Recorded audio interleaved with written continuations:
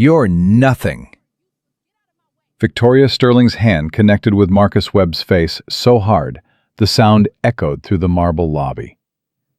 A 62-year-old black janitor, a single father, stood there, mop still in his grip, cheek burning red, while a billionaire CEO screamed inches from his face.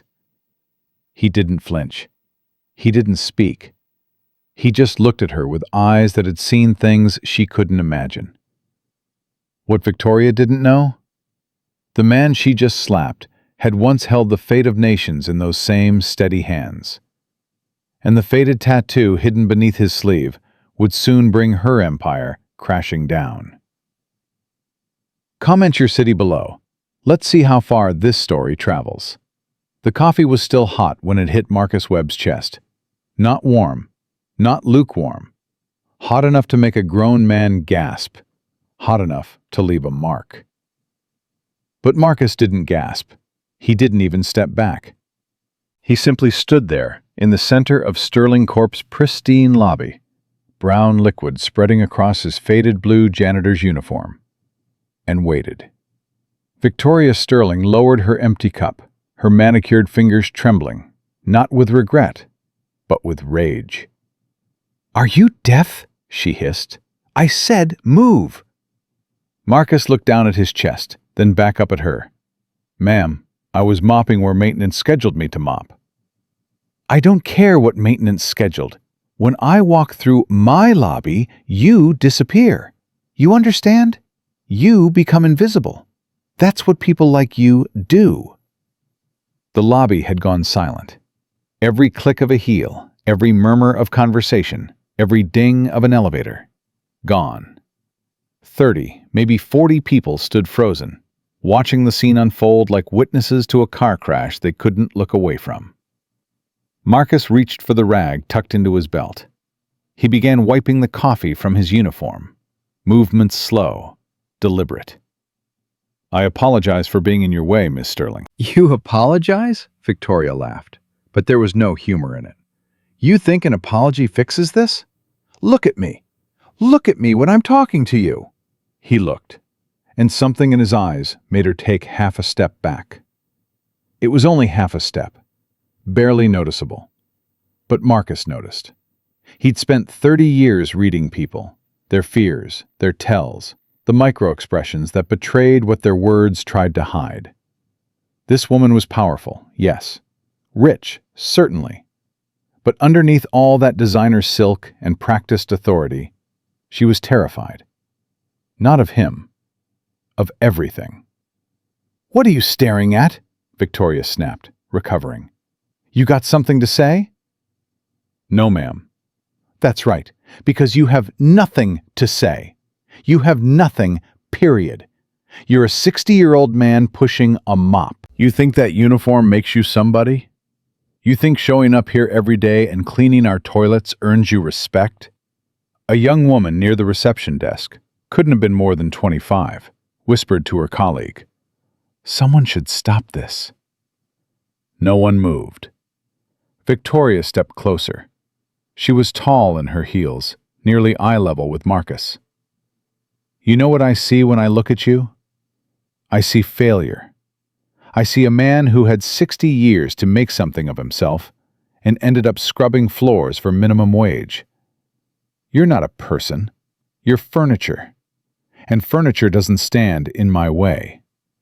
Marcus's jaw tightened almost imperceptibly. "Nothing to say?" Victoria pressed. "No excuses? No sob story about how life wasn't fair?"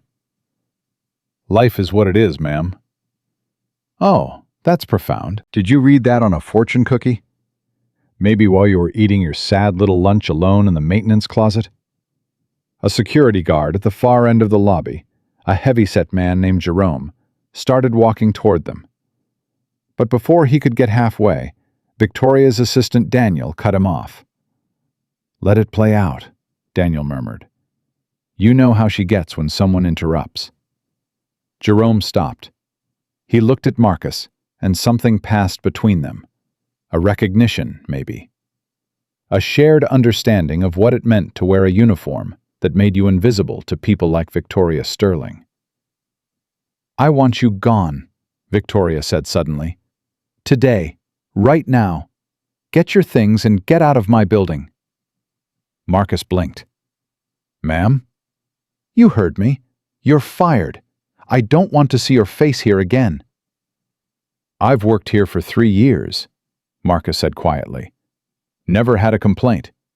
Never missed a day." "Are you arguing with me?" "No, ma'am. Just stating facts." Victoria's eyes narrowed. "Facts? You want facts? Here's a fact. I own this building. I own this company. I own the ground you're standing on. And when I tell you to disappear, you disappear. That's the only fact that matters." She turned to Daniel, who was clutching his tablet like a shield. "Call HR. Have this man escorted out. And dock his final paycheck for the cost of my dry cleaning." Daniel hesitated. "Victoria, maybe we should—" "Did I ask for your opinion?" "No, but—" "Then do what I said." Marcus began gathering his mop and bucket. His movements were unhurried, methodical. The movements of a man who had learned long ago that rushing served no purpose. As he lifted the mop, his sleeve rode up slightly, revealing the edge of something dark on his forearm. A tattoo. Daniel noticed it. Just a glimpse. A wing, maybe, or a blade. Something military. He filed it away in his mind without knowing why. "Wait." Everyone turned. The voice had come from the elevator bank, where a tall woman in her early 30s stood, frozen mid-step. Evelyn Sterling, Victoria's daughter, and the company's chief operations officer. "Mom, what the hell is going on?" Victoria smoothed her blazer. "Just taking out the trash, darling. Nothing for you to worry about." Evelyn walked forward, her heels clicking against the marble. She looked at Marcus, at the coffee stains spreading across his chest, at the quiet dignity in his posture, at the way he held himself like a man waiting out a storm he knew would pass. "You threw coffee on him?" "He was in my way." "He was doing his job." "His job is to be invisible. He failed." Evelyn turned to Marcus. "Sir, I am so sorry. This is completely unacceptable." Marcus met her eyes. "It's all right, ma'am. I've had worse days." Something flickered in his expression. A shadow of memory, there and gone in an instant. Evelyn caught it. This man had secrets. This man had stories. This man was not what he appeared to be. "What's your name?" she asked. "Marcus Webb, ma'am." "How long have you worked here, Mr. Webb?" 3 years this February." Evelyn turned to her mother. "You're firing a 3-year employee because he was standing in the wrong place at the wrong time?" "I'm firing him because I can," Victoria replied coolly. "Because this is my company, not yours. Not yet. And because people need to understand that there are consequences for incompetence." "Incompetence? He was mopping a floor." "He was in my way." Mother and daughter stared at each other. The lobby held its breath. Finally, Victoria smiled. A thin, dangerous smile that Evelyn knew all too well. "You want to save him? Fine. He's your responsibility now. But the next time one of your little charity cases embarrasses me in my own building, I won't be so generous." She strode toward the elevator, heels striking the floor like gunshots. "And Mr. Webb," she called over her shoulder, "clean up that coffee before someone slips. We wouldn't want a lawsuit." The elevator doors closed behind her. For a long moment, no one moved. Then, slowly, the lobby came back to life. Conversations resumed. Heels clicked. Life went on. Because that's what life did, even in the aftermath of cruelty. Evelyn approached Marcus. "I am truly sorry. My mother, she has her issues." "Rich people usually do," Marcus said, then caught himself. "Forgive me, ma'am. That was out of line." Evelyn almost smiled. "No, It was honest. I appreciate honesty. She paused. Are you okay? That coffee was hot. I'll live. Let me at least have someone look at that. With respect, ma'am, I've had hot coffee thrown at me before. This isn't even the worst thing that's happened to me this week. Evelyn frowned. What happened this week? Marcus's expression didn't change, but something shifted behind his eyes. That's a story for another time, ma'am. If you'll excuse me, I have a floor to mop. He turned away, and as he did, his sleeve rode up again. This time, Evelyn saw it clearly. A tattoo of a trident wrapped in olive branches, with 3 numbers beneath it. She knew that symbol. Her ex-husband had served in the Navy. He'd talked about men who wore that mark, the ones who came back different from the wars, if they came back at all. The ones who had seen things that couldn't be unseen. Mr. Webb, she called. He stopped, but didn't turn. That tattoo on your arm, is that? He looked at her over his shoulder. Like I said, ma'am, story for another time. He walked away, mop and bucket rattling softly, and Evelyn stood rooted to the spot, her mind racing. Daniel found her 20 minutes later in her office, staring at her computer screen. You've been searching military insignias for the last 15 minutes, he observed. Want to tell me why? Evelyn leaned back. The janitor my mother just humiliated. Marcus Webb. There's something about him. He's a janitor, Evelyn. No offense, but people don't become janitors because they're overqualified. Pull his file. Daniel hesitated. His employee file? His everything file. Background check, references, whatever we have. That's kind of invasive. Daniel, please. He sighed and sat down at the adjacent terminal. A few keystrokes, and Marcus Webb's employee profile appeared on screen. Okay, let's see. Marcus Webb, age 62. Started as a janitorial contractor 3 years ago. Moved to full-time 18 months later. Emergency contact. Lily Webb, daughter, age 9. Previous employment, Daniel scrolled. That's weird. What? There's nothing here. His work history before Sterling Corp is completely blank. No previous employers, no references. Just a note that says, verified manually by HR. Evelyn frowned. How does someone work for 60 years and have no employment history? Maybe he was self-employed? Or worked off the books? For 60 years? Daniel shrugged.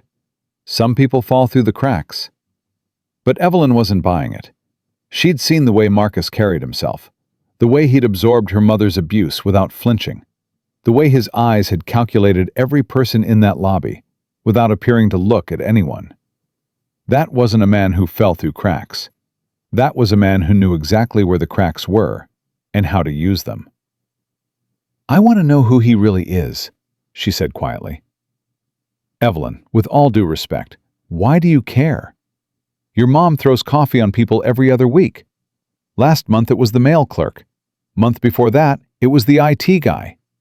She's an equal opportunity tyrant. This is different. How? Evelyn looked at him. Because most people cry when she does that. Most people argue, or beg, or at least show some kind of emotion. Marcus Webb just stood there, like it was nothing. Like she was nothing. Daniel considered this. Maybe he's just used to being mistreated. Or maybe he's been through things that make a cup of hot coffee seem trivial. That's a pretty big leap. Then help me make it smaller. Find out who Marcus Webb is. And Daniel, keep this between us. If my mother finds out I'm digging into a janitor's background, she'll never let me hear the end of it. Daniel nodded and headed for the door. Then he stopped. That tattoo you mentioned, what did it look like? A trident with olive branches, and 3 numbers beneath it. 726. Daniel's face went pale. "What?" Evelyn asked. "What does that mean?" "I don't know for sure, but I know someone who might. Give me a couple hours." Marcus clocked out at 6:47 p.m. The sun was setting over the city as he walked to the bus stop, his chest still tender beneath the fresh undershirt he'd changed into.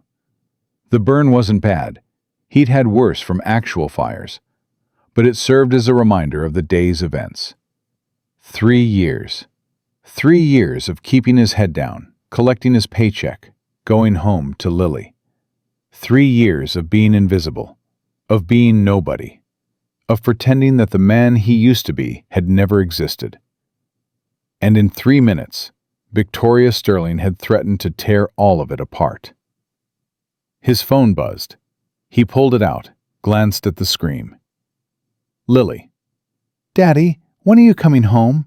I made you a picture." He smiled, his first real smile of the day, and typed back, "Marcus, on my way, sweetheart. Can't wait to see it." The bus arrived. Marcus climbed aboard, found a seat near the back, and watched the city slide past the window.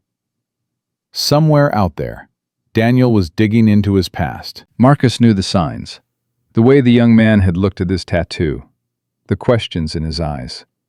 It was only a matter of time before someone connected the dots. And when they did, Marcus closed his eyes and let the bus carry him home. He'd crossed that bridge when he came to it. He'd been crossing bridges his whole life, some of them on fire, some of them under enemy fire, some of them made of nothing but faith and adrenaline. A cup of hot coffee? A spoiled CEO with a god complex? Child's play. The apartment was small but clean. Lily was waiting at the door when Marcus walked in, her face lighting up like a sunrise. "Daddy!" He scooped her up, ignoring the twinge of pain in his chest, and held her close. She smelled like crayons and apple juice and everything good in the world. "Hey, baby girl. How was school?" "Good. Miss Patterson said my reading is getting better. And I made you a picture. Want to see?" More than anything. She wriggled out of his arms and ran to the kitchen table, returning with a piece of construction paper covered in crayon marks. Marcus studied it with the seriousness of an art critic examining a masterpiece. "This is beautiful, Lily. Is this me?" "Uh-huh, and that's you at work, and that's your mop, and that's the big building where you clean stuff." Marcus looked at the stick figure in blue, surrounded by scribbles of gray and silver. His daughter had drawn him tiny, dwarfed by the enormous building around him. That's how she saw him. Small. Invisible. "I love it," he said, and meant every word. "Are you hungry, Daddy? I tried to make a sandwich, but I couldn't reach the peanut butter." "How about I make us both something? Can we have grilled cheese?" "We can have whatever you want, sweetheart." As Marcus moved around the tiny kitchen, heating the pan and buttering the bread, Lily sat at the table and watched him. "Daddy?" "Yeah, baby?" "Why do you always smell like soap when you come home?" "Because Daddy cleans things at work. Lots of things." "Do people say thank you?" Marcus paused, knife hovering over the cheese. "Sometimes." "What about today? Did anyone say thank you today?" The coffee stain on his chest seemed to throb. He thought of Victoria Sterling's face, twisted with contempt. He thought of the silent lobby, all those people watching, none of them moving to help. "You know what, Lily?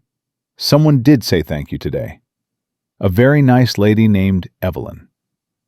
Lily beamed. "See? People are nice." "Some of them are," Marcus agreed. "Some of them definitely are." He finished making the sandwiches, and they ate together at the small table by the window, Lily chattering about her day while Marcus listened with half his attention on her and half on the storm he knew was coming. Later, after Lily was asleep, Marcus sat alone in the darkness of the living room. He rolled up his sleeve and looked at the tattoo that had gotten him into so much trouble over the years. the trident, the olive branches, the numbers, 726. 726. That was how many days his team had spent in a place that didn't officially exist, doing things that would never be acknowledged, losing friends who would never be mourned by anyone but the men who'd served beside them. 726 days that had earned him a chest full of medals he couldn't display, a retirement package that barely covered rent, and a body that ached in places no doctor could explain. And now? Now he was a janitor, a single father, a man who cleaned toilets and mopped floors and pretended that none of it mattered, because the only thing that actually mattered was the little girl sleeping in the next room. His phone buzzed again. Unknown number. He answered anyway. Marcus Webb? Who's asking? Someone who knows what 726 means. Marcus's grip tightened on the phone. I don't know what you're talking about. Sure you do. Listen, I'm not trying to cause trouble. My name is Daniel Park. I work for Evelyn Sterling. She asked me to look into your background and, well, I found some things. What kind of things? The kind that aren't supposed to exist. The kind that are buried under so much black ink it took me 3 hours just to confirm you're a real person. A pause. Commander Webb. The title hit Marcus like a punch to the gut. I haven't been called that in a long time. I know, and I know why you're working as a janitor. I know about your wife. I know about Lily. I know you've been keeping a low profile because the things you did overseas made you a lot of enemies. Enemies who would very much like to know where you are. Marcus's voice hardened. What do you want? Nothing. I just thought you should know that Victoria Sterling is about to have a very bad week. And you might want to be there when it happens. Why? Because in 3 days, there's a Pentagon delegation coming to Sterling Corp. They're reviewing a defense contract worth $800 million. And one of those delegates, well, let's just say he remembers you. Marcus said nothing. The name's General Harrison, Daniel continued. Ring any bells? It did. It rang so many bells, Marcus could barely hear himself think. General William Harrison. The man who'd sent Marcus and his team into hell. The man who'd made promises that never got kept. The man who'd shaken Marcus's hand at his retirement ceremony and sworn that his service would never be forgotten, then promptly forgot about him the moment he walked out the door. I don't care about Harrison, Marcus said finally. I don't care about the Pentagon. I just want to do my job and go home to my daughter. Even if Victoria Sterling is going to spend the next 3 days making your life miserable? I've had worse. I don't doubt it. But here's the thing, Commander. Evelyn Sterling isn't like her mother. She saw something in you today. Something real. And if you give her a chance, she might be the first person in a long time who actually sees you. Not the janitor, not the invisible man, but you. Why are you telling me this? Because I spent 2 years in uniform myself. Army intelligence. Never saw combat, not like you did.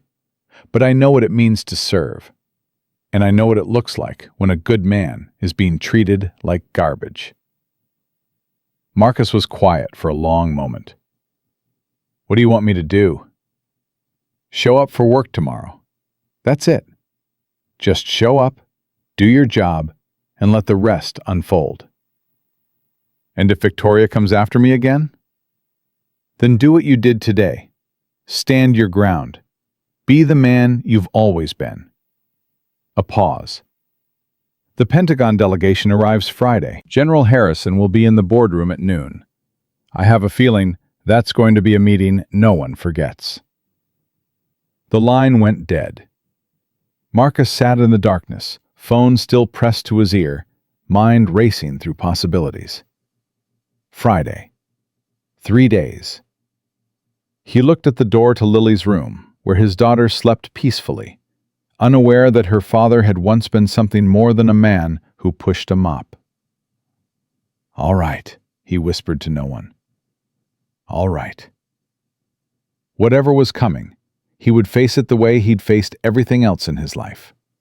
Head on, heart steady, and with the knowledge that some battles were worth fighting, even when the only weapon you had was the truth. Marcus arrived at Sterling Corp at 5:47 a.m., 13 minutes before his shift officially began. The lobby was empty except for the night security guard, a young man named Travis, who always looked half asleep at this hour. "Morning, Mr. Webb." "Morning, Travis. Quiet night?" "Always is." "Hey, I heard about what happened yesterday." "With Miss Sterling." Travis lowered his voice. "That was messed up, man. You didn't deserve that." Marcus shrugged. "It's already forgotten." "Is it, though?" Marcus didn't answer. He signed in, grabbed his cart from the maintenance closet, and headed for the east wing. The building felt different at this hour. Peaceful, almost sacred. No clicking heels, no ringing phones, no voices demanding things from people who had nothing left to give. He liked the silence. He'd learned to love it during those long nights in the desert, when silence meant safety and noise meant death. His phone buzzed. A text from Daniel Park. "She's coming in early today. Heads up." Marcus read the message twice, then deleted it. He didn't know why the young man was helping him, and he'd learned long ago not to trust kindness that came without strings. But Daniel had been right about one thing. Something was happening at Sterling Corp. Something that went beyond the spilled mop bucket and a billionaire's bruised ego. He pushed his cart toward the executive washrooms and got to work. The hours passed slowly. By 8 a.m., the building had come alive. Employees streaming through the doors, elevators dinging, the great machine of corporate America grinding into motion. Marcus moved through it all like a ghost, invisible and unremarkable, just the way he preferred. At 9:15, Victoria Sterling arrived. He heard her before he saw her. The sharp staccato of her heels, the impatient snap of her voice as she berated someone on her phone. He was cleaning the windows near the conference room when she walked past, and for a moment, their eyes met. She stopped. "You're still here?" It wasn't a question. "Yes, ma'am." Victoria's lip curled. "I thought I fired you." "Your daughter overruled you, ma'am." The words hung in the air between them, dangerous and sharp. Marcus watched Victoria's face cycle through emotions. Surprise, then anger, then something that looked almost like respect. Almost. "Evelyn always did have a soft spot for strays," Victoria said finally. "Enjoy it while it lasts, Mr. Webb. My daughter's kindness has an expiration date. Everything does." She walked away without waiting for a response. Marcus went back to cleaning the windows. His reflection stared back at him. A tired man in a blue uniform, hands steady, face unreadable. The same face he'd worn in 100 briefing rooms, 1,000 firefights, 10,000 moments when showing weakness meant death. Victoria Sterling thought she was powerful. She had no idea what real power looked like. 3 floors up, Evelyn was waiting in her office when Daniel arrived. "Close the door." He did, then sat down across from her desk. "You're not going to like what I found." "Tell me anyway." Daniel opened his laptop and turned it toward her. Marcus Webb, born 1963 in Detroit, Michigan. Enlisted in the Navy at 18. Made it through BUD/S on his first attempt. That's the training program for SEALs. Only about 20% of candidates survive it. He's a Navy SEAL? Was. But that's not the interesting part. Daniel clicked to the next screen. After his initial service, Webb was recruited into a special operations unit. The name is classified. I mean, really classified. Not just government redacted, but Black ink doesn't exist classified. I had to call in 3 favors just to confirm it was real. Evelyn leaned forward. What kind of unit? The kind that handles problems no one else can handle. Hostage rescues, counterterrorism, regime changes. According to my source, Webb spent 15 years doing missions that officially never happened, in countries we officially were never in. And then? And then he retired, 8 years ago. His wife was diagnosed with cancer, and he requested an early discharge to take care of her. She died 3 years later. He's been raising their daughter alone ever since. Evelyn sat back, processing this. So a decorated special operations commander is working as a janitor in my mother's building. That's about the size of it. Why? With his background, he could work private security, consulting, anything. Daniel shrugged. Maybe he wanted out. Some guys come back from that life and they just can't do it anymore. They need something quiet, something normal. Mopping floors isn't normal. It's invisible. Maybe that's the point. Evelyn thought about the man she'd seen in the lobby yesterday.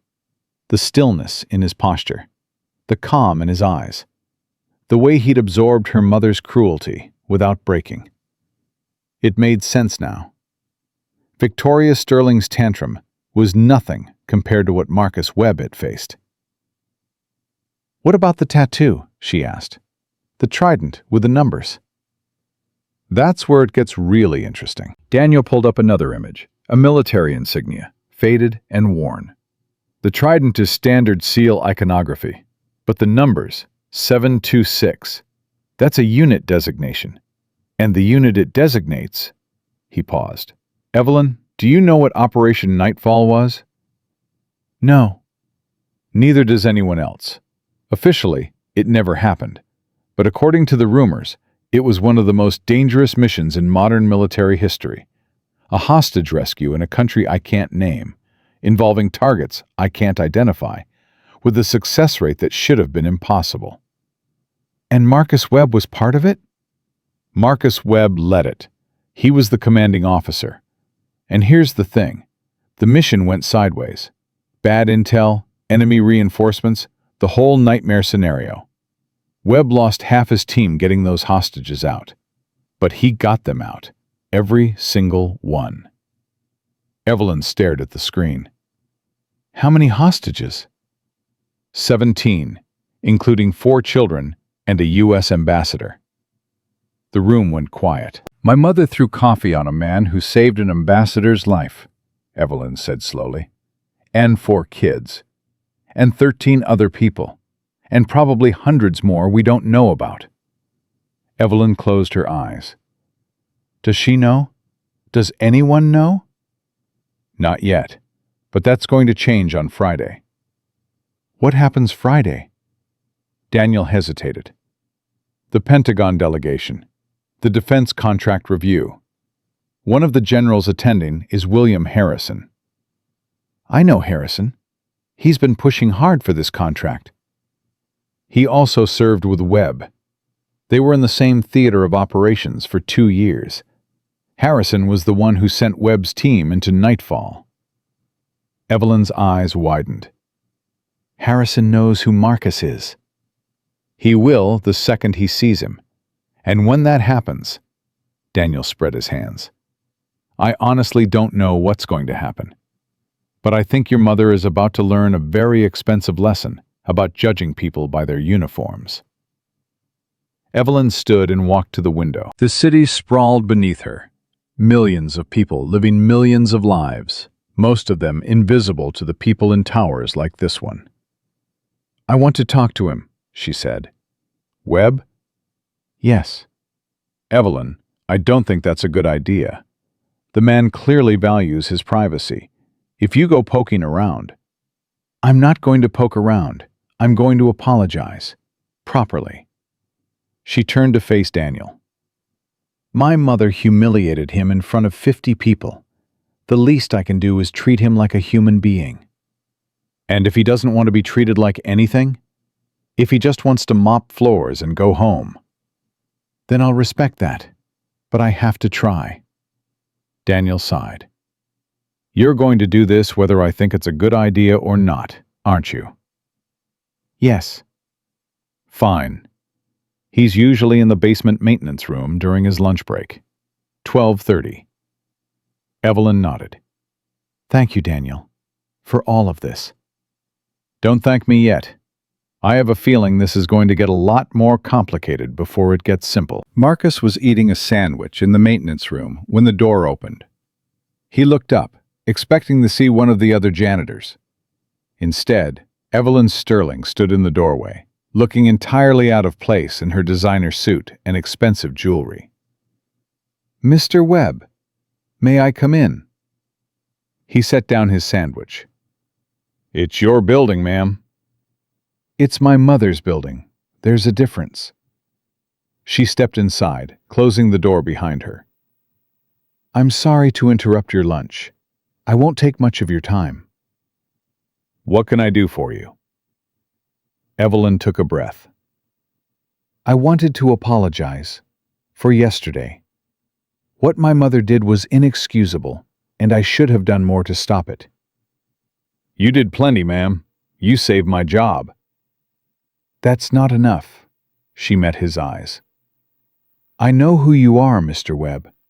I know what you did. Marcus's expression didn't change, but something shifted behind his eyes. Is that so? Operation Nightfall. The Winged Vanguard. 15 years of service in places that don't exist, doing things that never happened. She paused. You saved 17 lives in a single mission. You lost friends.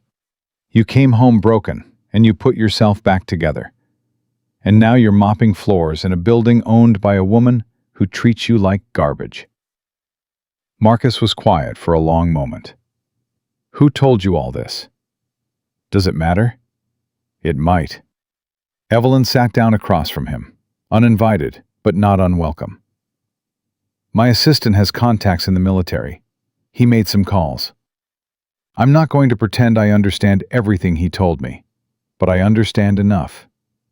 She leaned forward. You're not invisible, Mr. Webb. Not to me.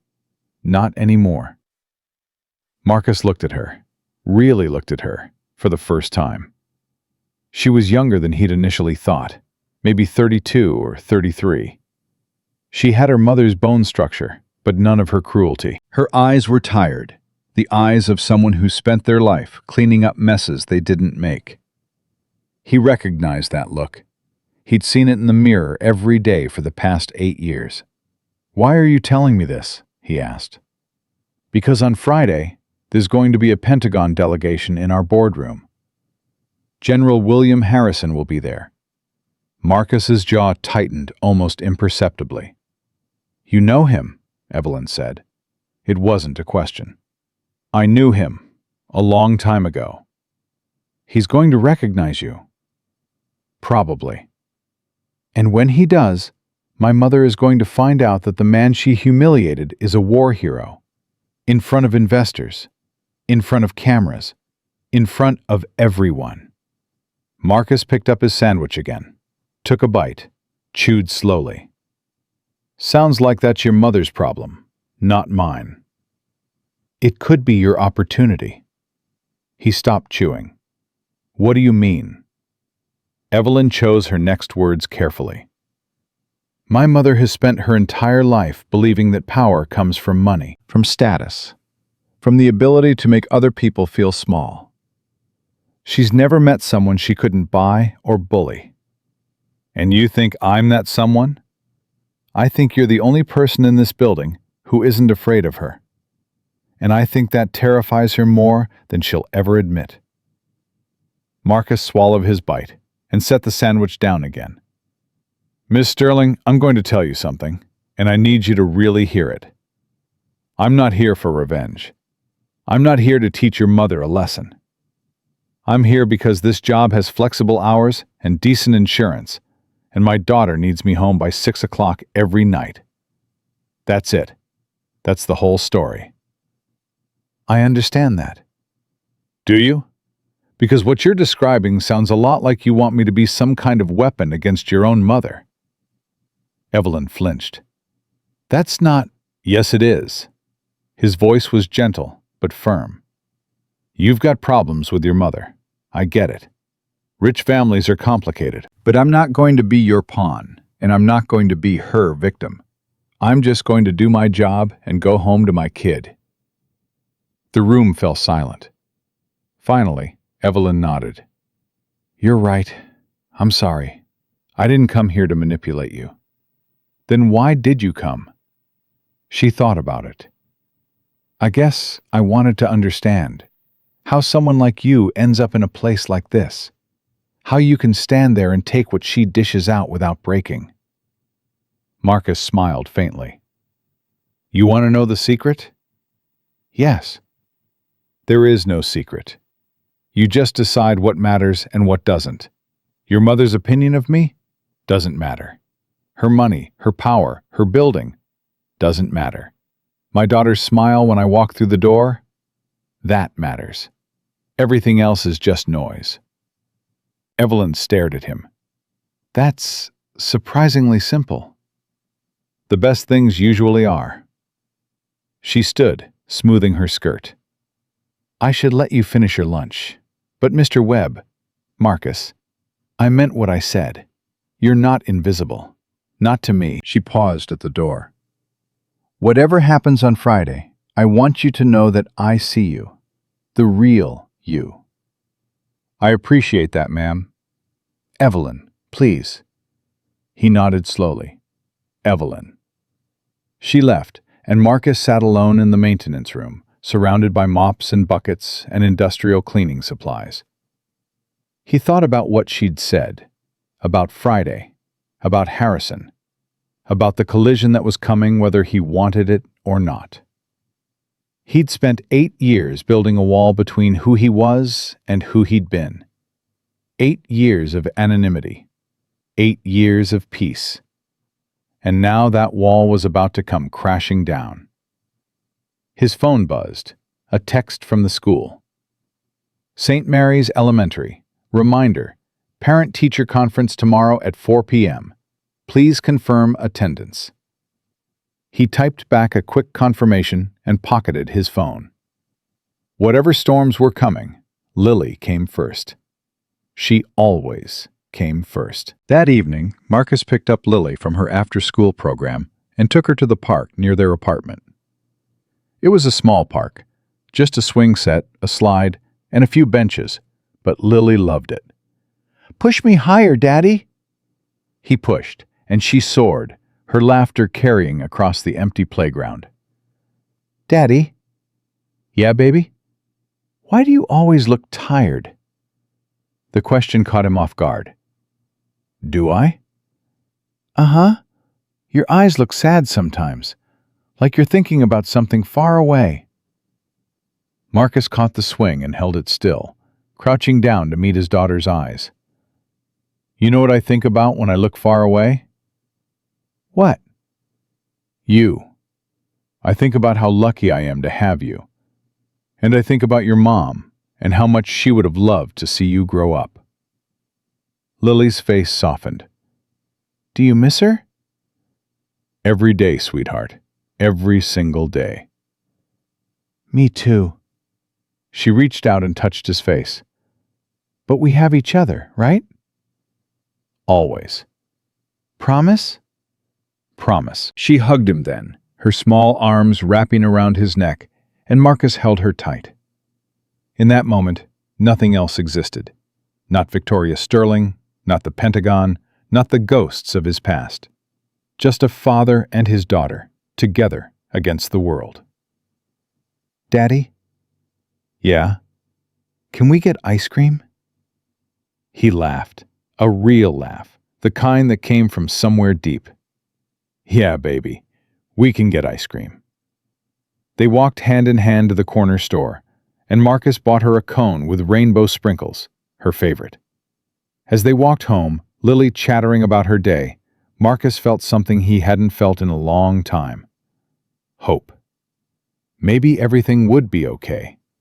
Maybe Friday would come and go without incident. Maybe Harrison wouldn't recognize him, or wouldn't care, or wouldn't say anything. Maybe. But deep down, Marcus knew better. He'd spent 30 years reading people, reading situations, reading the invisible currents that determined who lived and who died. And every instinct he had was screaming that something was about to change. He just didn't know what. That night, after Lily was asleep, Marcus sat in the darkness of his living room and made a phone call. It rang 3 times before someone picked up. This is a surprise. The voice was gravelly, weathered by age and cigarettes. Marcus Webb, I thought you were dead. Hello, Ray. Don't hello Ray me. It's been 5 years. 5 years without a word, and now you call me at 11 o'clock at night? I need information. A long pause. What kind of information? William Harrison. What's he been doing since he retired? Harrison, Ray's voice sharpened. Why do you want to know about Harrison? He's going to be at my workplace on Friday. Pentagon delegation. I want to know what I'm walking into. Your workplace? Marcus, where the hell are you working that the Pentagon shows up? It's a long story. I've got time. I don't. Just tell me about Harrison. Ray sighed, the sigh of a man who knew he wasn't going to win this argument. Fine. Harrison retired 3 years ago.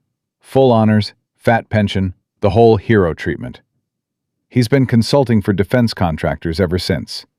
Big money, big connections, big ego. Same as always. Worse, the man's got political ambitions now. Rumor is he's positioning himself for a Senate run.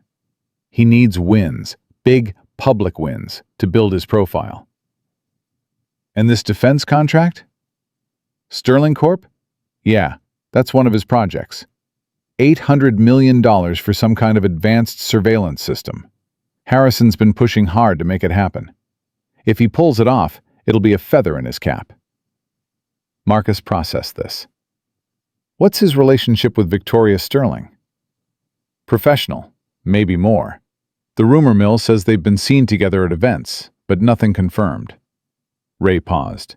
Marcus, what's really going on? Why are you asking about this? Because I have a feeling that Friday is going to be interesting. Interesting how? The kind of interesting that makes the news. Ray was quiet for a long moment. You're not planning anything stupid, are you? I'm not planning anything at all. But you know how it is, Ray. Sometimes the universe has plans of its own. Yeah, and sometimes the universe gets people killed. Ray's voice hardened. Listen to me, Marcus. Harrison is not the same man you knew. He's connected now, powerful, protected. If you go after him, I'm not going after anyone. I'm just a janitor. Bullshit. You've never been just anything in your life. Marcus smiled faintly. Good night, Ray. Marcus! He hung up. The apartment was quiet. Through the thin walls he could hear Lily's soft breathing, the sound of innocence, of peace, of everything he'd fought to protect. He looked at his hands. They were older now, weathered and worn, but still steady, still capable. He'd spent 8 years pretending to be ordinary, 8 years hiding from a past that refused to stay buried. And now that past was coming for him, whether he wanted it or not. Friday, 2 days away. He closed his eyes and let the silence wash over him. Whatever came next, he would face it the same way he'd faced everything else, with his head up, his heart steady, and his daughter's face in his mind. Some battles chose you. All you could do was be ready when they came. Friday arrived like a storm that had been building for days. Marcus clocked in at 5:47 a.m., same as always. He signed his name in the maintenance log, grabbed his cart, and headed for the East Wing. Travis, the night security guard, gave him a knowing look as he passed. "Big day today, Mr. Webb." "Is it?" "Pentagon people. Cameras everywhere. Miss Sterling's been screaming at everyone since 4 in the morning." Travis shook his head. "I don't envy anyone who crosses her path today."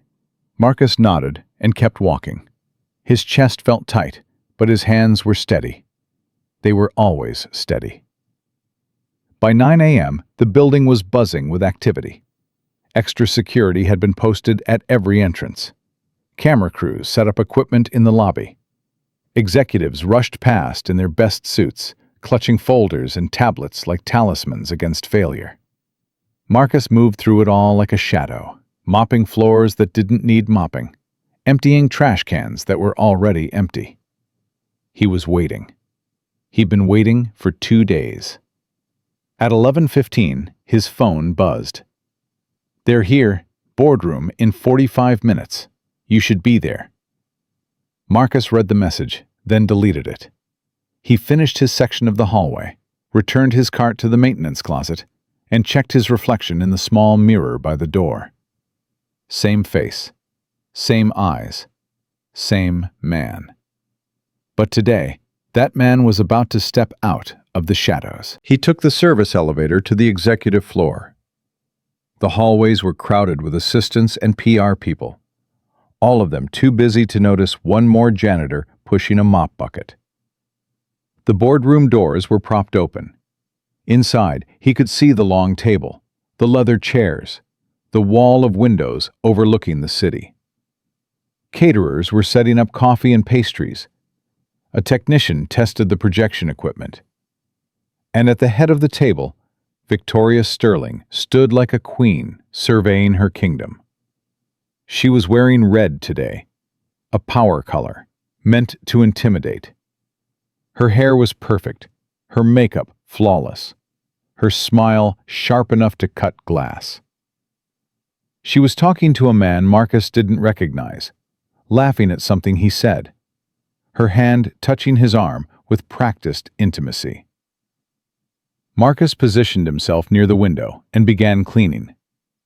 No one looked at him. No one ever did. At 11:45, the delegation arrived. Marcus heard them before he saw them. The room filled with people, military officers, corporate executives, investors, assistants. Chairs scraped against the floor. Papers rustled.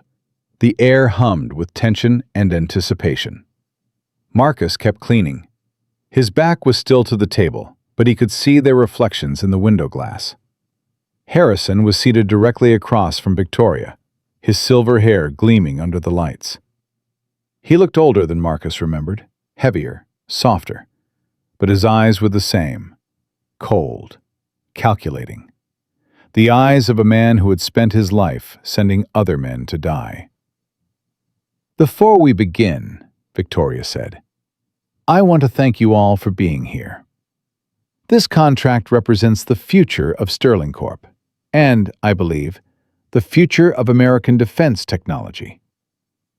Murmurs of agreement rippled through the room. "Our proposal is comprehensive," she continued. "Advanced surveillance systems, real-time data analysis, predictive threat assessment. Everything the Pentagon needs to stay ahead of our enemies." Harrison nodded slowly. "I think you'll find, General Harrison, I don't know who's been feeding you these rumors, but I can assure you, it's not a rumor if there's video." Everyone turned to look at Daniel, who was standing near the door with his tablet. "What did you say?" Victoria's voice was ice. Daniel stepped forward, his hands trembling slightly, but his voice steady. "There's video, ma'am, from the lobby, Monday morning." The silence was absolute. Harrison raised an eyebrow. "Video of what?" Daniel looked at Victoria, then at the tablet in his hands. "Of Mrs. Sterling assaulting an employee." The word hung in the air like a grenade. "That's ridiculous," Victoria snapped.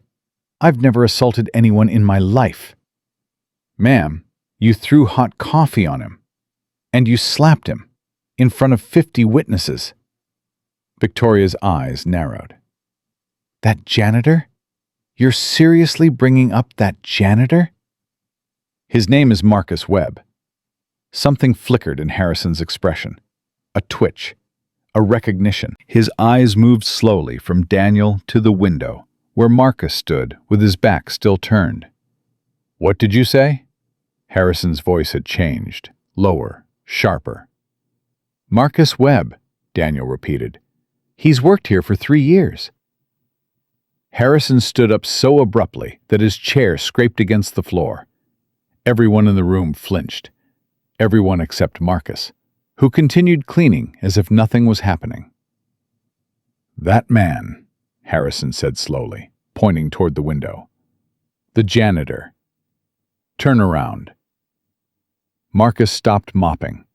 The room held its breath. Slowly, deliberately, Marcus turned to face the table. Harrison's face went white. For a long moment, no one spoke. No one moved. The air itself seemed to freeze. Then Harrison did something that no one in that room expected. He saluted. "Commander Webb." The words hit Victoria like a physical blow. She staggered back a step, her mouth opening and closing like a fish. "Commander?" she managed. Harrison didn't look at her. His eyes were fixed on Marcus, his hands still raised in salute. "Sir, it's an honor." Marcus stood motionless for a beat, then slowly returned the salute, a gesture so ingrained that it came without thought. "At ease, General." The room exploded into murmurs. Executives turned to each other confused. Military officers exchanged shocked glances. Victoria stood frozen, her face cycling through emotions, confusion, disbelief, and something that looked terrifyingly like fear. "Someone tell me what the hell is going on," she demanded. Harrison finally lowered his hand. "Mrs. Sterling, do you know who you've been employing as a janitor for the past 3 years?" "Obviously not." "That man," Harrison pointed at Marcus with something approaching reverence, "is Commander Marcus Webb, United States Navy SEALs, retired. 15 years of Special Operations Service, 3 Silver Stars, 2 Purple Hearts, and the Congressional Medal of Honor." The Congressional Medal of Honor. Victoria's face went from red to white in an instant. "The Medal of the highest military decoration in the United States," Harrison continued, "awarded for conspicuous gallantry and intrepidity at the risk of life above and beyond the call of duty." He turned to face Victoria fully. "This man saved 17 American lives during Operation Nightfall, including 4 children and Ambassador Richardson. He lost 6 members of his team getting them out. 6 brothers, dead, because they followed him into hell, and he brought everyone else home." Victoria opened her mouth, but no words came out. Harrison wasn't finished. "And you threw hot coffee on him? You slapped him? You called him nothing?" "I didn't know." "You didn't care to know." Harrison's voice rose. "That's the problem, Mrs. Sterling. You looked at a man in a uniform and decided he wasn't worth your time. You didn't see a human being. You saw furniture." One of the other military officers, a woman with colonel's eagles on her shoulders, stood up. "Commander Webb, sir. I served under General Morrison in the Pacific Fleet. He spoke of you often, said you were the finest soldier he ever knew." Marcus nodded slightly. General Morrison was a good man. "Is it true," she asked, "about Nightfall?" "I don't talk about Nightfall, Colonel." "But the reports." "The reports are classified." His voice was quiet but firm. "What happened there stays there. The men who died deserve better than to be turned into a spectacle." The colonel nodded slowly, respect evident in her eyes. Victoria finally found her voice. "Mr. Webb, Commander Webb, I had no idea. If I had known—" "You would have treated me differently?" Marcus met her eyes for the first time. That's the problem, ma'am. Respect shouldn't depend on knowing someone's resume. It should be the default. Victoria flinched as if she'd been slapped again. Evelyn, who had been standing near the back of the room, stepped forward. Dad would have known. Everyone turned to look at her. My father, Evelyn continued, her voice steady despite the emotion in her eyes. Richard Sterling. He built this company on the principle that every person mattered. Every employee, from the CEO to the janitor. He would have known who Marcus Webb was. Not because of his medals, but because he would have taken the time to ask. Victoria's face hardened. Your father was a better leader than you'll ever be. Evelyn's words cut like a blade. He believed in people. You believe in power. And now you're standing in a room full of military leaders trying to close an $800 million deal, and the man you humiliated in your own lobby is more respected than you'll ever be. The silence that followed was devastating. Harrison cleared his throat. Mrs. Sterling, I think we've seen enough. Wait! Victoria's voice cracked. The contract is no longer under consideration. Harrison gathered his papers. The Pentagon doesn't do business with companies that treat their people like garbage, especially not companies that treat heroes like garbage. You can't, I can, and I am. Harrison looked at Marcus one more time. Commander Webb, it was an honor to see you again. I'm sorry it was under these circumstances. Marcus nodded. Take care of yourself, General. Harrison walked toward the door, his delegation following. One by one they passed Marcus, and one by one they acknowledged him. A nod, a salute, a murmured word of respect. The colonel paused beside him. If you ever want back in, sir, there's always a place for men like you. I appreciate that, Colonel, but my daughter needs me more. She smiled. Understood. Semper Fi, Commander. Semper Fi. The delegation filed out. The investors followed, murmuring among themselves. The room emptied until only 4 people remained: Victoria, Evelyn, Daniel, and Marcus. Victoria stood at the head of the table, her hands gripping the edge so tightly her knuckles had gone white. You did this, she whispered. You planned this. Marcus shook his head. I just came to work, ma'am, same as every day. You ruined me. No.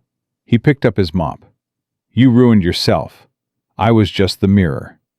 He turned and walked toward the door. Behind him, he could hear Victoria's breathing. Ragged, uneven. The breathing of someone whose world had just collapsed. This isn't over, she called after him. Marcus paused at the door. He didn't turn around. Yes, ma'am, it is. He walked out. The hallway was empty now. The camera crews gone, the assistants scattered. The carefully orchestrated production reduced to rubble. Marcus made his way to the service elevator, his footsteps echoing in the silence. His phone buzzed. A text from the school. S.T. Mary's Elementary. Reminder: early dismissal today at 2:30 p.m. He checked his watch. 1:47. If he left now, he could make it. He took the elevator down to the maintenance closet, returned his mop and bucket, and changed out of his uniform. His street clothes felt strange after so many hours in blue. Lighter somehow. Freer. As he walked toward the exit, a voice called out behind him. Marcus! He turned. Evelyn was hurrying toward him, her heels clicking against the marble. Wait, please. He waited. She stopped in front of him, slightly out of breath. I just wanted to say, I'm sorry for everything. You already apologized. I know, but that was before. She struggled for words. What happened in there? I didn't plan that. I didn't know Harrison would react that way. I know. But I'm glad he did. She met his eyes. My mother needed to see what she's become. Maybe now she'll... She trailed off, shaking her head. I don't know. Maybe nothing will change. Maybe she's too far gone. People can change, Marcus said quietly, if they want to badly enough. Do you believe that? He thought about his own life, his own changes, the man he'd been and the man he'd become. I have to believe it, he said finally. Otherwise, what's the point? Evelyn smiled, a sad, tired smile. You're a good man, Marcus Webb. I try to be. What will you do now? He checked his watch again. Right now, I'm going to pick up my daughter from school. After that, he shrugged. I'll figure it out. If you need anything, a reference, a new job, anything, please let me know. I appreciate that. He turned to go, then paused. Evelyn? Yes? Your father, Richard. I looked him up, read some articles about him. Her expression softened. And? He sounds like a man who understood what matters. You've got his eyes. Don't lose that. Evelyn's own eyes glistened. Thank you, Marcus, for everything. He nodded once, then walked out into the afternoon sun. The city sprawled around him, loud, chaotic, indifferent. Millions of people living their lives, fighting their battles, carrying their invisible burdens. He was just one of them now, anonymous again, ordinary. But as he walked toward the bus stop, his phone buzzed one more time. Lily. Daddy, are you coming? I can't wait to see you. He smiled and typed back. Marcus. On my way, sweetheart. I'll be there soon. Some battles ended with medals and parades. Others ended with a quiet walk to a bus stop and the little girl waiting to be picked up from school. Marcus knew which one mattered more. He boarded the bus, found a seat near the back, and watched the city slide past the window. His chest still felt tight, but it was a different kind of tightness now. Not anxiety, not fear, but something closer to release. For 8 years, he'd carried the weight of who he used to be. Today, that weight had been lifted. Not because the world finally knew his name, not because generals saluted and executives stumbled, but because he'd looked into the eyes of a woman who thought she was powerful and shown her what real power looked like. It looked like dignity. It looked like restraint. It looked like a man who had nothing to prove and everything to protect. The bus rumbled on, and Marcus Webb closed his eyes and let himself rest. For the first time in a long time, he felt at peace. The news broke before Marcus even made it home. His phone started buzzing on the bus, text after text, call after call, numbers he didn't recognize, names he hadn't heard in years. By the time he reached Lily's school, his voicemail was full. He ignored all of it.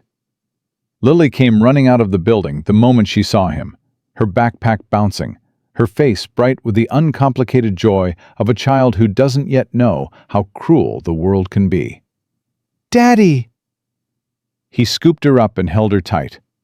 Hey, sweetheart. How was school? Good. We learned about butterflies. Did you know they start as caterpillars? And then they go in a cocoon and come out all different. I did know that. It's called metamorphosis. That's a big word, right? Very big word. I'm proud of you. She beamed and wrapped her arms around his neck. Can we get ice cream? Sure, baby. We can get ice cream. They walked hand in hand to the corner store, Lily chattering about her day while Marcus tried to push everything else out of his mind. The boardroom. Harrison. Victoria's face when she realized who he was. The weight of 1,000 eyes finally seeing him. None of it mattered right now. Only this. Only her. They got ice cream, rainbow sprinkles again, and sat on a bench outside the store. Lily ate hers with the focused intensity of a child on a mission, and Marcus watched her, memorizing the moment. "Daddy?" "Yes, sweetheart?" "Are you famous?" The question caught him off guard. "What makes you ask that?" "Tommy said his mom saw something on her phone. About you. She said you were a hero." Marcus's chest tightened. "What else did Tommy say?" "He said his mom cried, and then she hugged him really tight." Lily looked up at him with those big, innocent eyes. "Why would she cry about you?" Marcus set down his ice cream. He reached out and brushed a strand of hair from his daughter's face. "A long time ago," he said slowly, "before you were born, Daddy had a different job. A job where I helped people who were in trouble." "Like a fireman?" "Kind of like a fireman, yes." "Did you save people?" "I tried to." "Did it work?" Marcus thought about nightfall, about the 17 lives he'd pulled from that burning compound, about the 6 men who hadn't come home. "Sometimes," he said. "Not always, but sometimes." Lily considered this with the gravity of a 9-year-old philosopher. "I think you're a hero, Daddy." "Yeah?" "Uh-huh." "Because you always save me when I have bad dreams. And you make the best grilled cheese. And you never forget to pick me up from school." Marcus laughed, a real laugh, the kind that loosens something in his chest. "Those are pretty good reasons. The best reasons." He pulled her into a hug, ice cream and all. "I love you, Lily." "I love you too, Daddy." They finished their ice cream and walked home as the sun began to set. The apartment felt smaller than usual, the walls closing in as the weight of the day settled onto Marcus's shoulders. He helped Lily with her homework, made dinner, read her a story, and tucked her into bed. Then he sat alone in the darkness and finally looked at his phone. 237 missed calls, 89 text messages, 14 voicemails. News alerts filled his notifications. He scrolled through the headlines without really reading them. Billionaire CEO humiliates war hero. Video goes viral. Medal of Honor recipient working as janitor. Treated like furniture. Sterling Corp stock plummets after Pentagon walkout. Who is Marcus Webb? The hero America forgot. He turned off the phone and dropped it on the coffee table. The silence pressed in around him. He thought about calling Ray, about reaching out to some of his old contacts, about doing something, anything, to feel less alone. Instead, he just sat there, staring at the wall, letting the silence do its work. A knock at the door. Marcus tensed. It was nearly 10 p.m. No one knocked on his door at 10 p.m. He moved quietly to the door and looked through the peephole. His breath caught. Evelyn Sterling stood in the hallway, her arms wrapped around herself, her face pale and drawn. He opened the door. "I'm sorry," she said immediately. "I know it's late. I know I shouldn't be here, but I didn't know where else to go." "How did you find my address?" "Daniel, please don't be angry at him. I needed to see you." Marcus studied her face. She looked like she'd been crying. Her mascara was smudged, her eyes red-rimmed. She looked like a woman who had just watched her world fall apart. He stepped aside. "Come in." She walked past him into the small apartment, her heels clicking against the worn linoleum. She looked around, at the second-hand furniture, the crayon drawings on the refrigerator, the stack of library books on the coffee table. "This is where you live," she said quietly. "This is where we live, Lily and me." Evelyn turned to face him. "I need to tell you something. About my mother." "Is she okay?" "No." Evelyn's voice cracked. "She's not okay. She's falling apart." The board called an emergency meeting. They're talking about removing her as CEO. Marcus didn't respond. The stock dropped 18% in 4 hours, Evelyn continued. Investors are pulling out. The Pentagon contract is gone. There are rumors of lawsuits, investigations, everything. She shook her head. She built that company from nothing, Marcus. It was her whole life. And now it's crumbling. She did that to herself.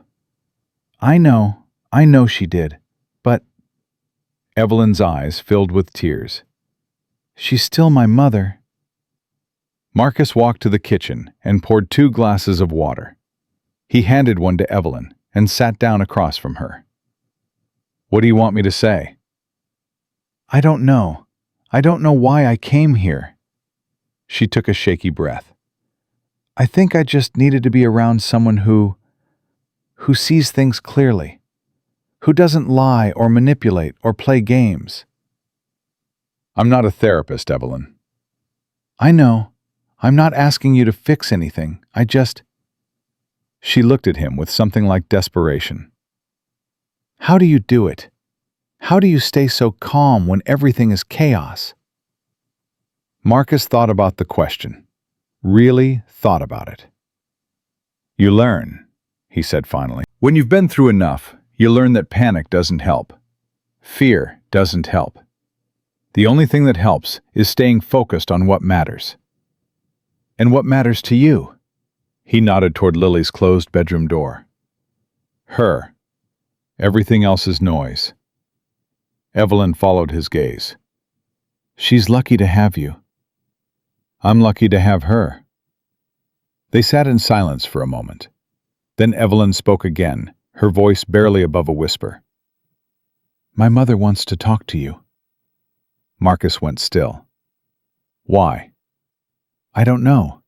She called me an hour ago. She was different, quiet. She said she needed to apologize. To you, in person. I don't need her apology. Maybe she needs to give it. Marcus looked at Evelyn, at the exhaustion in her eyes, the desperate hope in her voice. She wanted this to mean something. She wanted her mother to change, to be better, to prove that the woman who had raised her wasn't a monster. He understood that hope. He'd felt it himself once, for people who had let him down. Where is she? He asked. At the office. She hasn't left since the meeting. She's just sitting there, in the dark. Marcus checked his watch. 10:23 p.m. I can't leave Lily alone. I'll stay with her. Evelyn said it quickly, like she'd been rehearsing. I know that's a lot to ask, but I'll stay. I'll be right here. You can call the neighbor, you can set up a camera, whatever you need. But please, Marcus, please just talk to her. He studied Evelyn's face. She wasn't playing games. She wasn't manipulating. She was a daughter watching her mother drown and reaching for any lifeline she could find. If Lily wakes up, I'll call you immediately. I promise. Marcus stood and walked to Lily's door. He opened it quietly and looked at his sleeping daughter, her chest rising and falling with a rhythm of peaceful dreams. He closed the door and turned back to Evelyn. 1 hour. Then I'm coming back. Thank you, Marcus. Thank you. He grabbed his jacket and headed for the door. Then he stopped. Evelyn. Yes? If anything happens to my daughter while I'm gone, there's nowhere on earth you'll be able to hide. She met his eyes without flinching. I understand. He nodded once and walked out into the night. The Sterling Corp building looked different in the dark. During the day, it gleamed with corporate arrogance, all glass and chrome and sharp edges. But now, with only a few windows lit, it looked almost vulnerable, almost human. Marcus entered through the maintenance entrance. Old habits died hard, and took the service elevator to the executive floor. The hallways were empty, the offices dark. His footsteps echoed in the silence. Victoria's corner office was the only one with a light on. He stopped at the door. Through the glass, he could see her sitting at her desk, her back to the window, her head in her hands. She looked smaller than she had in the boardroom, diminished.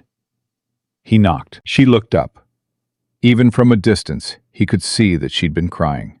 Her makeup was ruined, her hair disheveled, her designer suit wrinkled and stained. She stood and walked to the door, opening it slowly. "You came." "Your daughter asked me to."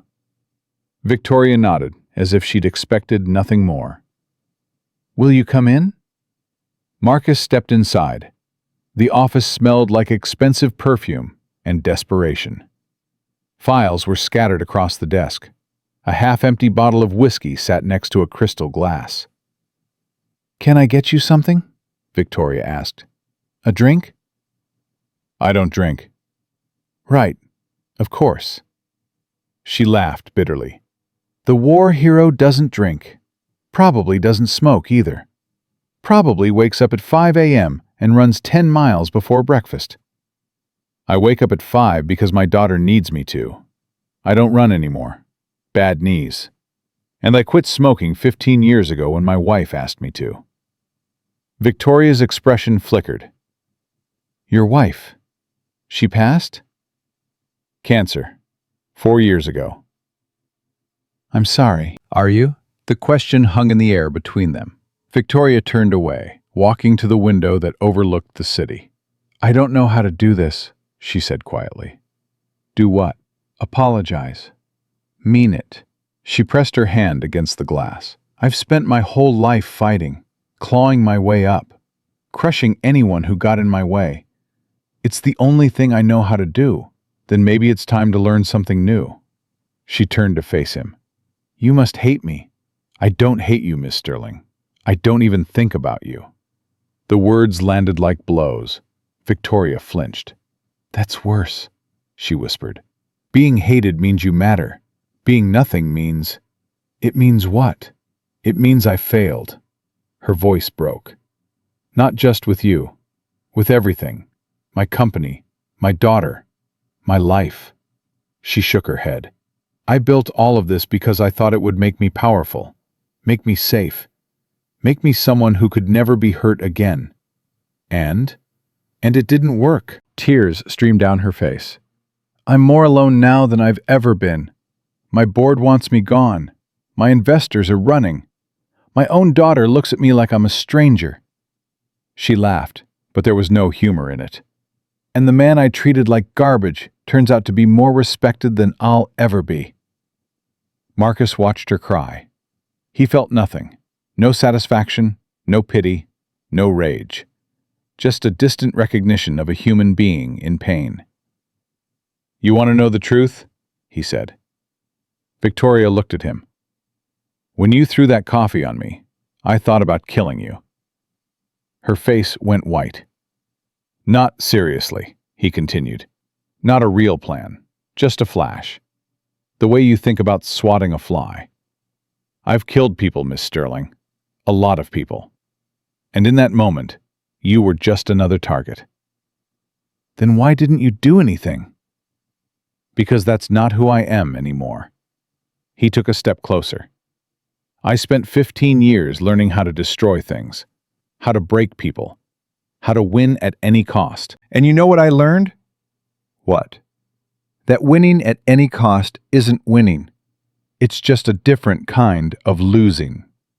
Victoria stared at him, tears still streaming. "The people I killed, some of them deserved it. Some of them didn't. And I have to live with that every day. I have to look at my daughter and know that her father has blood on his hands." His voice hardened. "So when you threw coffee on me, I made a choice. I chose not to react. Not because I'm weak, not because I'm afraid, but because my daughter needs a father who knows how to walk away from a fight." "And if she didn't need you?" "Then we wouldn't be having this conversation." The silence stretched between them. Finally, Victoria spoke. "I'm sorry." The words were simple, quiet, real. For everything, she continued. For the coffee, for the slap, for the things I said, for treating you like you didn't exist. She took a shaky breath. I know it doesn't change anything. I know I can't undo what I did, but I needed you to hear it. Marcus studied her face. She wasn't performing. She wasn't playing a role. For the first time since he'd met her, Victoria Sterling was being honest. I accept your apology, he said. Victoria's eyes widened. You do? I accept it. I don't forgive you. Not yet. Maybe not ever. But I accept that you're sorry, and that counts for something. What do I do now? That's not my problem. I know, but I'm asking anyway. Marcus looked at her, really looked at her, for the first time. He saw the fear underneath the arrogance, the loneliness underneath the power, the broken child underneath the ruthless executive. You want advice? He said. Yes. Stop fighting. What? You've spent your whole life fighting. Fighting to get ahead. Fighting to stay on top. Fighting to prove you're better than everyone else. He shook his head. But the best leaders I ever knew weren't fighters. They were builders.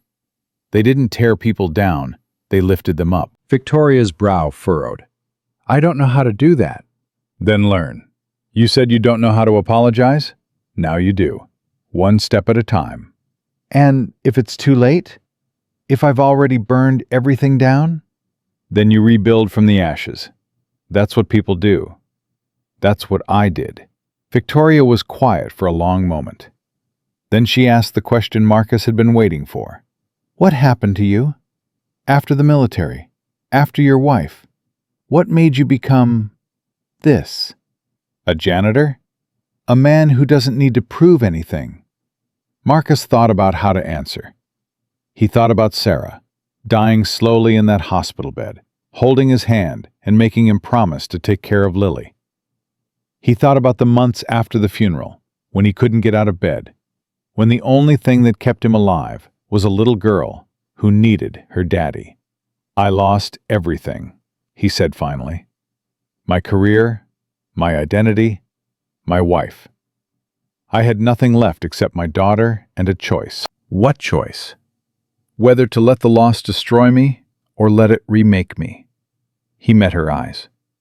I chose to be remade. Victoria's face crumpled. I don't know if I'm strong enough for that. You won't know until you try. He turned and walked toward the door. Marcus. He stopped, but didn't turn around. Thank you. For coming. For listening. For not, she struggled for words. For not being what I would have been in your position. What would you have been? Cruel. Marcus nodded slowly. Cruelty is easy. It's the one thing I learned that I wish I could forget. He walked out of the office, down the dark hallway, and into the elevator.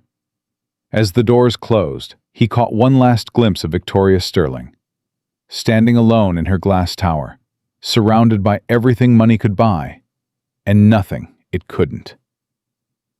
He got home at 11:47 p.m. Evelyn was sitting on the couch, phone in her hand, eyes red from crying. How is she? Evelyn asked. Broken. But maybe that's what she needs to be. Did she apologize? Yes. Did you forgive her? No. Evelyn nodded, as if she'd expected nothing more. Lily's fine. She woke up once, bad dream, but I sang to her, and she went back to sleep. Marcus felt something loosen in his chest. Thank you. It was the least I could do. Evelyn stood and gathered her things. Marcus, I know this doesn't fix anything, but I'm going to try. With my mother, with the company, with everything. That's all anyone can do. She paused at the door. Will you be okay? I've been worse. She smiled sadly. I believe that. She left, and Marcus stood alone in his small apartment, surrounded by crayon drawings and library books and the quiet breath of his sleeping daughter. He walked to Lily's door and opened it softly. She was curled up under her blanket, her stuffed bear clutched to her chest, her face peaceful in the moonlight. He sat down on the edge of her bed and watched her sleep. "I love you," he whispered, "more than anything in this world." She stirred slightly, a small smile crossing her face, then settled back into dreams. Marcus stayed there for a long time, watching over his daughter the way he'd once watched over his men, guarding what mattered, protecting what couldn't protect itself. Outside, the city hummed with a million stories, a million struggles, a million people fighting battles no one would ever see. But in this room, in this moment, there was only love, and that was enough. 6 months later, the world had moved on. The news cycle had churned through the Sterling Corp scandal and spit it out, replacing it with fresher outrages, newer villains, more exciting controversies. The viral video of Victoria Sterling humiliating a janitor had faded from trending topics, buried under the endless avalanche of content that defined modern life. But for the people at the center of that story, nothing would ever be the same. Marcus Webb stood in front of his bathroom mirror, adjusting a tie he hadn't worn in years. The fabric felt strange against his neck, constricting, formal, foreign. He'd spent so long in janitor's blues that anything else felt like a costume. "Daddy, you look fancy!" He turned to find Lily standing in the doorway, her eyes wide with wonder. She was wearing a new dress, purple, her favorite color, and her hair was pulled back in a neat braid that had taken him 3 YouTube tutorials to master. "You think so?" "Like a prince!" Marcus laughed. "I don't know about that, sweetheart." "Are we really going to a party?" "It's not exactly a party, it's more like a ceremony." "What's a ceremony?" "It's when people get together to say thank you, to remember things that matter." Lily considered this with the seriousness of a 9-year-old philosopher. "Will there be cake?" "Probably." "Then I like ceremonies." Marcus knelt down and adjusted her collar, his heart swelling with a love so fierce it almost hurt. 6 months ago, he'd been invisible, a ghost, a man who had traded his identity for anonymity and convinced himself it was enough. Now, everything was different. His phone buzzed. A text from Evelyn. "Car's outside. Ready when you are." Marcus took a deep breath and looked at his reflection one more time. The man staring back at him wasn't the same man who had pushed a mop through Sterling Corp's lobby. That man had been hiding. This man was finally ready to be seen. "Come on, baby girl," he said, taking Lily's hand. "Let's go say thank you." The car that waited outside their apartment building was sleek and black, the kind of vehicle Marcus associated with generals and politicians. Evelyn sat in the back seat, dressed in an elegant navy gown that made her look older, more serious. "You clean up well, Commander," she said as Marcus and Lily climbed in. "Don't call me that." Force of habit. She smiled and turned her attention to Lily. "And who is this beautiful young lady?" Lily beamed. "I'm Lily. Are you the nice lady who stayed with me when Daddy went to see the mean lady?" Evelyn's smile faltered slightly. "I am. It's nice to officially meet you, Lily." "Daddy says you helped him. He says you're one of the good ones." "Did he now?" Marcus cleared his throat. She has her mother's gift for repeating things at the worst possible moment. "I think it's charming." Evelyn looked at him, her expression softening. "She's wonderful, Marcus. You've done an amazing job." "She's done all the hard work. I just showed up." The car pulled away from the curb, merging into the evening traffic. Through the tinted windows, Marcus watched the city slide past. The same city he'd walked through 1,000 times, invisible and unnoticed. Tonight, that would change. "Are you nervous?" Evelyn asked. "I don't get nervous." "That's a lie." "Fine, I'm terrified." She laughed, a real laugh, the kind he rarely heard from her. "You've commanded soldiers in combat. You've faced death more times than most people can imagine. And you're terrified of a room full of rich people in fancy clothes?" "Combat makes sense. Rich people don't." "Fair point." They rode in silence for a few minutes. Then Lily spoke up. "Miss Evelyn?" "Yes, sweetheart." "Is your mommy coming tonight?" The question hung in the air. Marcus watched Evelyn's face carefully, saw the flicker of pain that crossed her features before she smoothed it away. "Yes," Evelyn said quietly. "My mother will be there." "Is she still mean?" "Lily," Marcus warned. "It's okay," Evelyn said. She looked at Lily with a sad smile. "My mother is learning. She made some big mistakes, and now she's trying to fix them. It's hard, but she's trying." Lily nodded solemnly. "Daddy says everyone makes mistakes. The important thing is what you do after." Evelyn's eyes glistened. "Your daddy is a very wise man." "I know. He also makes really good grilled cheese." The highest compliment. The car pulled up to the Sterling Corp building, but it didn't look the same. The cold, corporate facade had been transformed. Banners hung from the entrance, emblazoned with a new logo, the Webb Foundation. Spotlights swept the sky. A red carpet stretched from the curb to the doors. Marcus's stomach clenched. "What is this?"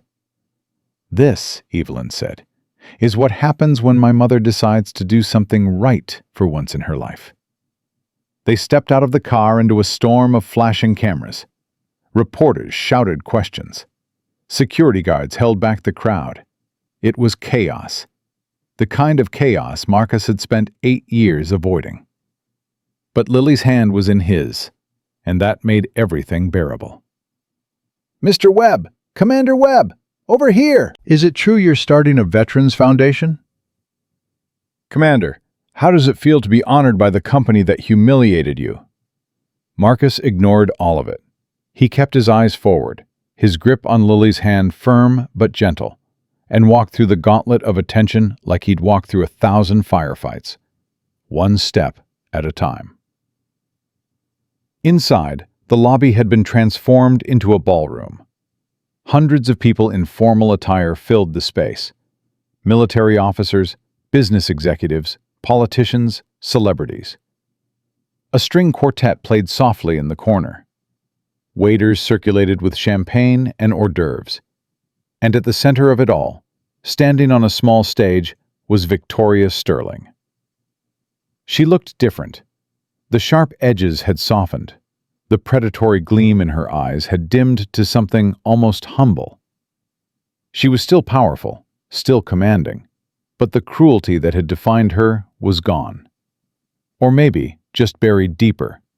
Marcus couldn't tell yet. "Commander Webb." She stepped down from the stage and approached him, her movements careful, deferential. "Thank you for coming." "Your daughter didn't give me much choice." Victoria smiled, a small, sad smile. "She's persistent. She gets that from me." She looked down at Lily. "And this must be the famous Lily I've heard so much about." Lily hid behind Marcus's leg. "You're the coffee lady." Victoria flinched. "Yes, I am. And I'm very sorry about that." "Daddy says sorry is just a word. Actions are what matter." "Your daddy is absolutely right." Victoria knelt down, bringing herself to Lily's eye level. "That's why we're here tonight, to try to make up for the words with actions." Lily studied her with the unblinking intensity of a child who hasn't yet learned to hide her judgments. "Are you going to be nice to Daddy now?" "I'm going to try. Very hard. Every day." "Okay, But if you're mean again, I'm going to tell everyone." Victoria's eyes glistened. "That's fair." She stood and turned to Marcus, her composure cracking slightly. "I know this doesn't erase what I did. Nothing can. But I wanted to do something that might matter." "What exactly are we doing here, Miss Sterling?" "Victoria, please." She took a breath. "Tonight, we're announcing the launch of the Webb Foundation, a nonprofit organization dedicated to supporting veterans transitioning back to civilian life. Housing assistance, job placement, mental health services, family support." She paused. "It's being funded with $100 million of my personal fortune, and it bears your name, with your permission." Marcus stared at her. "You're giving away $100 million? "It's a start." A start?" "I've spent my entire life accumulating wealth, building power, crushing anyone who got in my way." Victoria's voice dropped. "And you know what I realized? None of it matters. When I'm gone, no one will remember how much money I made. They'll only remember how I treated people." That's quite a realization. I had a good teacher." The crowd was beginning to notice them. Murmurs spread through the room. People pointed, whispered, angled for a better view of the man whose face had been plastered across every news outlet for weeks. "I should address the guests," Victoria said, "but I wanted to talk to you first, to make sure this was okay." "It's your money. You can do whatever you want with it." "But it's your name, and your legacy. I won't use it without your blessing."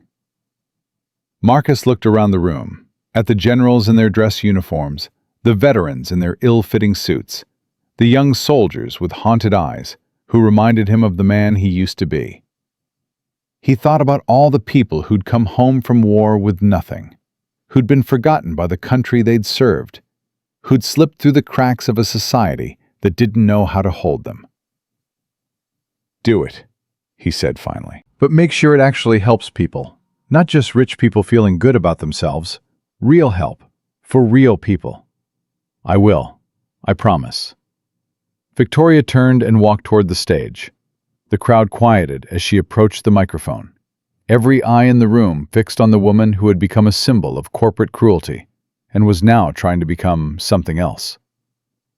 "Good evening," she began. "Thank you all for being here. I know some of you are wondering why Victoria Sterling, of all people, is standing in front of you talking about veterans and charity and redemption." A few uncomfortable laughs rippled through the crowd. "6 months ago, I humiliated a man in the lobby of this building. I threw coffee on him. I slapped him. I called him nothing." Victoria's voice wavered but held. "What I didn't know, what I didn't care to know, was that this man had spent 15 years serving our country in ways most of us can't imagine. He saved 17 lives in a single mission. He lost brothers in combat. He earned the Congressional Medal of Honor." The room was absolutely silent. "And after all that, he came home to take care of his dying wife, to raise his daughter alone, to live a quiet life of dignity and purpose." Victoria paused. "And I treated him like garbage." She looked directly at Marcus. "Commander Marcus Webb is the finest man I've ever met. Not because of his medals, not because of his service, but because when I attacked him, he didn't attack back. When I humiliated him, he didn't humiliate me. When I tried to break him, he simply stood there, unbroken." Tears were streaming down Victoria's face now. She didn't wipe them away. "That kind of strength isn't taught in business school. It isn't learned in boardrooms. It's forged in sacrifice and loss and love." She took a shaky breath. "So tonight, I want to honor that strength, not just in Commander Webb, but in every veteran who has given everything for this country and received nothing in return. She gestured toward a large screen, which lit up with the Webb Foundation logo. The Webb Foundation will provide housing for homeless veterans, job training for those struggling to find work, mental health services for those carrying invisible wounds, family support for those trying to hold their lives together. Victoria's voice strengthened. This is not charity. This is debt. A debt that America owes to the men and women who served, and a debt that I owe to the man I wronged. The crowd erupted into applause. It started slowly, then built into a thunderous ovation that shook the crystal chandeliers. Victoria raised her hand for silence. But I don't want to be the one to launch this foundation. That honor should belong to someone who actually earned it. She turned and extended her hand toward Marcus. Commander Webb, will you please join me? Every eye in the room turned to Marcus. He felt Lily's hand tighten in his. He felt the weight of 1,000 expectations pressing down on him. He felt the old instinct to disappear, to fade into the background, to be invisible. But then he looked at his daughter, and she smiled up at him with those big, trusting eyes. "Go, Daddy," she whispered. "They're waiting for you." He walked to the stage. The applause intensified as he climbed the steps, as he stood next to Victoria, as he looked out at the sea of faces, some admiring, some curious, some tearful. Victoria handed him the microphone. "I'm not good at speeches," he said. Laughter rippled through the crowd. "I spent most of my life learning how to be quiet, how to be invisible, how to do my job without anyone noticing." He paused. "But sometimes, being noticed matters. Not for me, I don't need attention. But for the men and women who served beside me, for the ones who didn't come home, for the ones who came home broken and were told to fix themselves." He thought about the faces of his fallen teammates, about the letters he'd written to their families, about the promises he'd made at their graves. "I had 6 brothers in my unit," he continued. "Rodriguez, Thompson, Chen, Williams, Okonkwo, Reeves. They followed me into hell, and they didn't come out. Every day I think about them. Every day I ask myself if I could have done more." His voice cracked. He let it. "This foundation isn't about me. It's about them. It's about every veteran who needs help and doesn't know where to find it. It's about every family that's been torn apart by war. It's about proving that this country doesn't forget its heroes, even when it seems like it does." He looked at Victoria. "Mrs. Sterling and I didn't start out as friends. We started out as enemies. But she's trying to change, and if there's one thing I learned in combat, it's that people can change. They can become better. They can find redemption." He turned back to the crowd. "So tonight, I accept this honor. Not for myself, but for everyone who served. And I make this promise. As long as I'm breathing, I will fight for my brothers and sisters in uniform. Not with weapons, not with violence, but with everything I have." The applause was deafening. Marcus handed the microphone back to Victoria and stepped away from the spotlight. But before he could leave the stage, General Harrison stepped forward from the crowd. "Commander Webb." Marcus stopped. Harrison walked to the stage, his dress uniform gleaming with medals. He was carrying something, a small velvet box. "I should have done this years ago," Harrison said, his voice thick with emotion. "When you retired, I made promises. I said your service would never be forgotten. Then I forgot. I got caught up in politics and contracts and my own ambition." He opened the box, revealing a medal, the Distinguished Service Cross, the second highest military decoration. "This was supposed to be presented to you at a ceremony that never happened. Budget cuts, they told me. Scheduling conflicts." Harrison shook his head. "Excuses, all of it. The truth is, I let you down. I let all of you down. He pinned the medal to Marcus's chest. Commander Marcus Webb, on behalf of a grateful nation, thank you for your service, for your sacrifice, for showing us what honor really looks like. Harrison saluted. Marcus returned it. And in that moment, something that had been broken for 8 years finally began to heal. After the ceremony, after the speeches, after the endless handshakes and photographs, Marcus found himself standing alone on the balcony overlooking the city. The night air was cool, carrying the distant sounds of traffic and sirens and life. "Daddy?" He turned to find Lily walking toward him, her purple dress slightly rumpled, her braid coming undone. "Hey, sweetheart. You should be with Miss Evelyn." "I wanted to find you." She climbed onto a chair to be closer to his height. "Are you happy?" Marcus thought about the question. Really thought about it. "Yeah, baby. I think I am." "Because of the medals?" "No, because of you." Lily smiled. "I'm glad you're not invisible anymore, Daddy." "What do you mean?" "Before, people didn't see you, but now they do. They see how special you are." She reached out and touched his face. "I always saw it, though, even before." Marcus felt tears burning in his eyes, the first tears he'd allowed himself in years. "I love you, Lily." "I love you too, Daddy. To the moon and back." To the moon and back. He pulled her into a hug, holding her tight against his chest, feeling her small heartbeat against his own.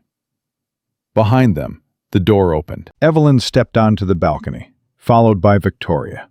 "Sorry to interrupt," Evelyn said softly, "but there's someone who wants to say goodbye."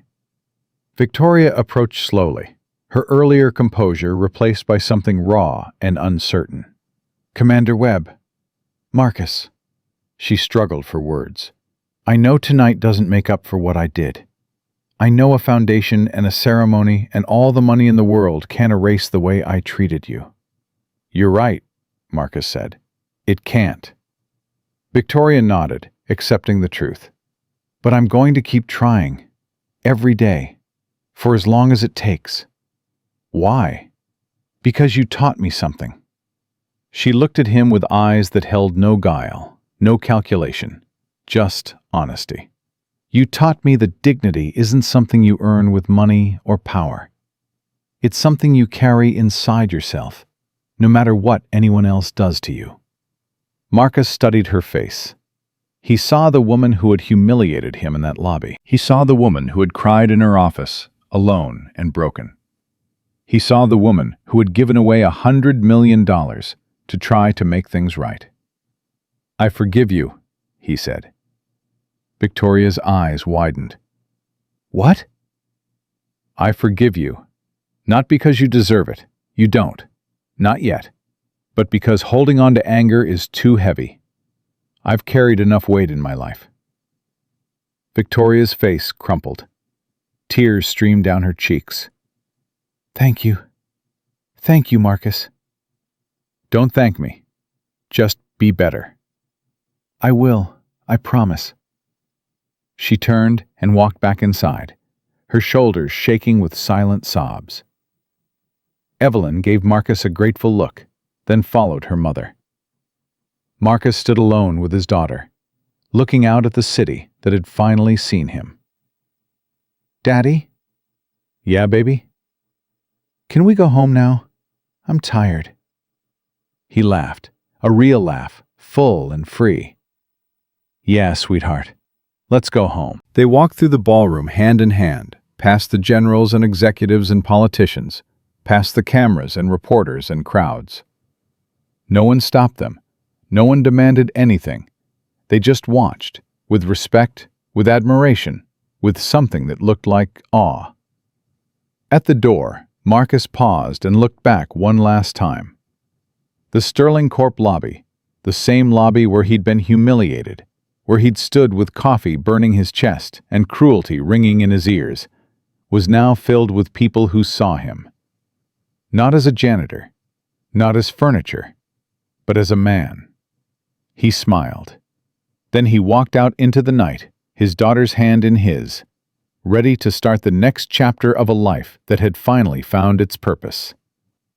The car was waiting. The driver opened the door.